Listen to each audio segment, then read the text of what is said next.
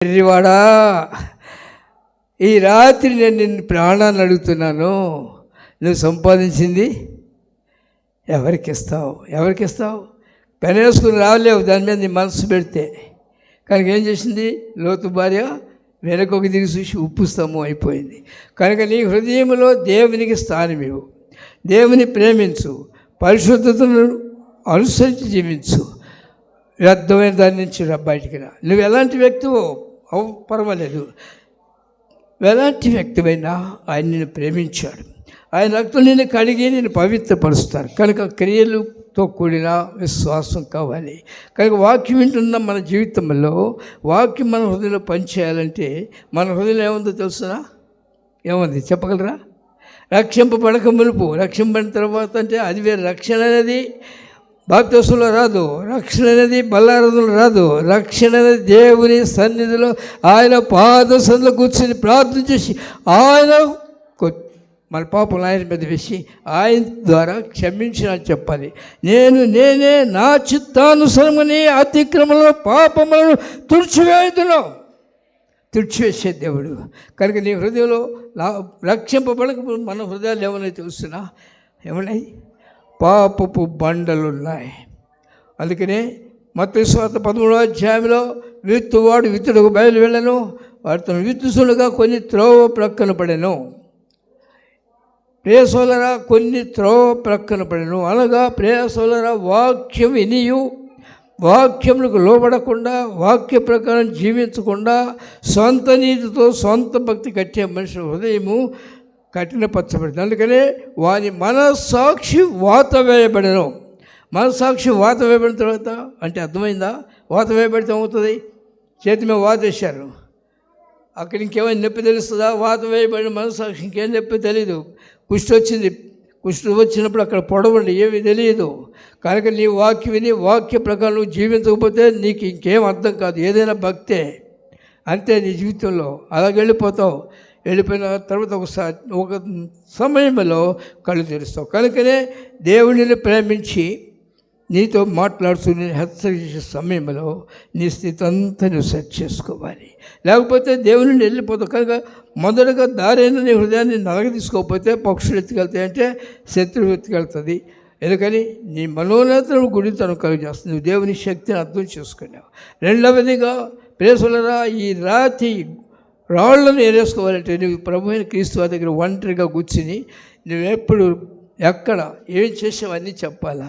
నేను చెప్పకపోతే ఏమైంది ఆయన క్షమిస్తానంటే కాదు, లేకపోతే ఎవరికి తెలియదు ఆయనకు కూడా తెలియదు అంటారా? ప్రేసలరా, వేరొక జీవ గ్రంథం ఒకటి ఉన్నది, వేరొక గ్రంథం ఒకటి ఉంది.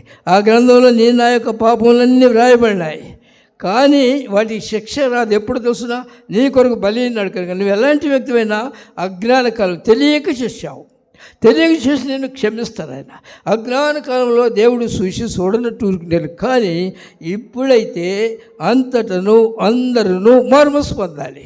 మారుమనసు అంటే ఏంటి? మనస్సు మారి రూపాంతరం. మందిగా మారుమనసు అంటే బైబిల్ చూసుకుని కొత్త బట్టలు వేసుకుని ఇక్కడ రావటం కాదు, లేకపోతే పాటలు పాడడం కాదు, లేకపోతే ఇక్కడ బోధ చేయటం కాదు. మారు మనసు అంటే దేవునికి ఉదయం ఇవ్వాలి. మనస్సు మారి రూపాంతర అనుభవంలోకి వెళ్ళాలి మనుషుడు. మనస్సు మారి రూపాంతర అనుభవంలోకి వెళ్ళిన మనుషుడు అతడు పాపం వచ్చాడు, అతడు లోకం వైపు చూడడు. ఎందుకు తెలుసునా? ఆయన నన్ను ప్రేమించినాడు, ఆకర్షించుకున్నాడు ఆయన దగ్గరికి. ఎలా ఆకర్షించుకున్నాడు తెలుసునా? ఆయన ప్రాణించి నన్ను కొన్నాడు. కనుక నీవు నేను ఆయన కొరకు జీవించే వరంగా ఉండాలి. కనుక ప్రేసోలరా, అయితే మన జీవితాల్లో పాడైపోయినప్పుడు మనం ఎవ్వరూ ఆయన వద్దకు వెళ్ళలేదు. ఒకవేళ ఎవరైనా వెళ్ళారో నాకు తెలియదు, కానీ నేను మాత్రం ఆయన వద్దకు వెళ్ళలేదు. ఆయన నా వద్దకు వచ్చినాడు. నేను పాపంలో చెడిపోయిండగా, కంపు కూర్చు ఉండగా, నా పాపమును బట్టి నేను నాశనానికి పాత్రగా ఉండగా, నిత్య నరకం ద్వారంలో ఉండగా, శత్రువు చేత బంధింపబడి పీడింపబడుతుండగా ఆయన వెతుకుతూ వచ్చిన దగ్గరికి. నా ప్రవక్తలైన వారి మీదకు పంపించినాను. నేను మీతో మాట్లాడాను, పెందలకన్నా నా ప్రవక్తను పంపించిన, కానీ మీరు నా మాట వినకపోతే దేవుడు దాసుని పంపించినాను నా దగ్గరికి. వారు వచ్చి హెచ్చరిక చేసినాను. ప్రేసలరా, నన్ను శోధించుతున్న బంధింపబడిన స్థితిలోంచి దేవుడు నన్ను విడిపించిన తర్వాత నేను మొట్టమొదటిగా వాక్యం విన్న తర్వాత వాక్య ప్రకారం నా జీవితాన్ని కట్టుకుంటూ కన్నీరు కాస్తూ వెళ్ళేవాడిని, ప్రార్థన చేస్తూ. కన్నీరుతో నా జీవితంలో భక్తి నేర్చుకున్నాను నేను. ప్రేసలా నాకు నేర్పించిన వాళ్ళు అంతేగాని నేను కళ్ళలు కానీ నన్ను సేవకుడిగా పిలిచారు అని రాలేదు నేను. లేకపోతే ఎవరైనా సేవకులని గొర్రెలు వెళ్ళకూడదు. సేవకుడు ఎవరు? దేవుడిని పిలిచిన తర్వాత ఆయనే.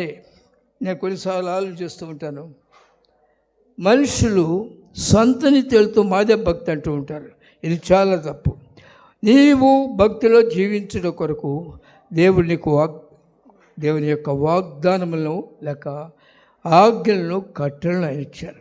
ఈ బైబిల్ నిన్ను బాగు చేసేది కనుక నీవు ఈ వాక్యం ఎప్పుడైతే ధ్యానం చేస్తూ ఉంటావో ఆ వాక్యము నీ హృదయంలో చొరబడి నీలోని ఆ రాతి ఎప్పుడు నువ్వు ఒప్పుకుంటున్నప్పుడు ఆ రాతి ఆ బండలను తీసేస్తావు. పాపపు రాళ్లను బయట తీసేసిన తర్వాత మంచి లేని పక్షంలో లోపల ఆ పాప రాళ్ళు పెట్టుకుని ఆ బండలను పెట్టుకుని వాక్యం విన్నంతకాలము వాక్యము మొలుస్తుంది, కానీ మన్ను లేనందువల్ల ఎండిపోతుంది. గుర్తుపెట్టుకో. కొంతకాలంలో ఒక భక్తిహీనుడిగా మారిపోతావు, ఎండిపోతావు, దేవుని నుండి దూరస్తుడు అవుతావు. అయితే దేవుని నుండి దూరస్తుడమైన తర్వాత శత్రువు పని నేను దెమ్మని చేయటము, జల్లించేసి నేను దిక్కులేనుడిగా చేయటము, దెబ్బలు కొడతాడు. అది లోకాసువార్త 10వ అధ్యాయము 30వ వాక్యంలో రాయబడింది. యెరూషలేము నుండి యెరికోకు ఒక మనుషుడు దిగి వెళ్ళి దొంగల చేతిలో చిక్కి కొర్ర ప్రాణముతో ఉండెను. దొంగలు ఏం చేస్తాడు? కొట్టేస్తాడు. వాడు దొంగయు దోచుకుని వాడు శత్రువైన సాతాను. వాడికి నువ్వు అప్పగించుకుంటున్నావు, నువ్వు అప్పగించు, వాడిని నేను చేయలేడు. గుర్తుపెట్టుకోండి, నువ్వు అప్పగించుకుంటే చేత కొట్టినాడు. అప్పుడు ఏమైంది? మనుషుల వైపు చూస్తావు. కనుక ప్రియ సోదరుడా, నీ జీవితంలో నిన్ను రక్షించే ప్రభు వైపు నువ్వు చూడాలి. వచ్చి వెళ్ళటం కాదు. నీకు ఒక సమయం ఇచ్చినాడు ఆయన దేవుని వాక్యం రాయబడింది. యెహోవా మీకు దొరుకు కాలమందు ఆయన వెదకుడి, ఆయన సమీపంగా ఆయన వేడుకోండి. వీళ్ళ మోకరించి ప్రార్థన చేయి. ఏం ప్రార్థన చేస్తున్నావు? నీ జీవితంలో దేవునికి నీకు మధ్య ఉన్న ఆటంకములు తీసేసుకోవాలి. ఏమన్నా ప్రభా నా సహోదరుని ప్రేమించలేని స్థితి ఉంది, లేక ఇదిగో శరీర ఆశలు వస్తున్నాయి, ఏది ఉన్నదో అది దేవుని దగ్గర చెప్పకపోతే శత్రువు నిన్ను పీడిస్తూ ఉంటాడు. ఎవరు నిన్ను బాగు చేయలేరు. ప్రభువైన క్రీస్తు వారే ప్రతి మనుషునికి రక్షకుడు. ఆయన తప్ప రక్షించేవారు ఎవరు లేరు. కనుక నిజముగా విశ్వసించిన మనుషుడు ఆయన దగ్గరికి వెళ్ళాలి. ఎప్పుడైతే అతడు దేవునితో హత్తుకుని సహవాసం చేస్తాడో అతడు జీవిస్తాడు. అతడు ఎండిపోవడానికి వీలేదు. ప్రభువైన క్రీస్తు వారు అన్నారు 15వ అధ్యాయం యోహాను సువార్తలో, నేను నిజమైన ద్రాక్షవల్లిని, నాలో ఫలించబడి తీగ మరి ఎక్కువగా ఫలించవలని దానిలోని పనికిరాని తీగలు తీసేస్తాను. స్పష్టంగా మాట్లాడారు ఆయన. నువ్వు ఫలించాలంటే నీ యొక్క దేవునికి వ్యతిరేకమైన పనికి రాని, నేను భక్తులు ఎదగలేనటువంటి స్థితిలో ఉన్న ఆ తీగలు ఆయన తీసేయాలంటే నువ్వు చెప్పాలి. ఆయనకి ఏం చెప్పాలి? కాపరున్నాడు, కాపులు కాస్తున్నాడు. నేను గొర్రెలకు మంచి కాపరిని. ఆయన కాపరి, నీవు నేను గొర్రెలము. గొర్రెలం అంటే ఏంటి?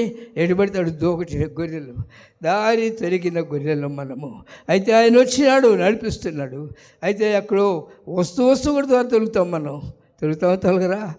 దారి తొలుగుతూ ఉంటారు, కోపం వస్తుంది. లేకపోతే ఎవరైనా ఒక సహోదరు ఒక మాట అంటే ఓచుకోలేవు.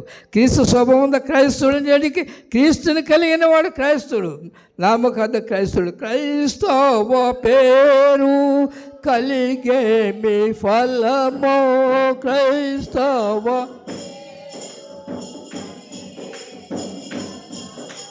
కరుణాళ్ళు నగు క్రీస్తు కళకే గవా కృప కల మిదేరా క్రోరాంబదేలా ఘన రక్షకుని కృప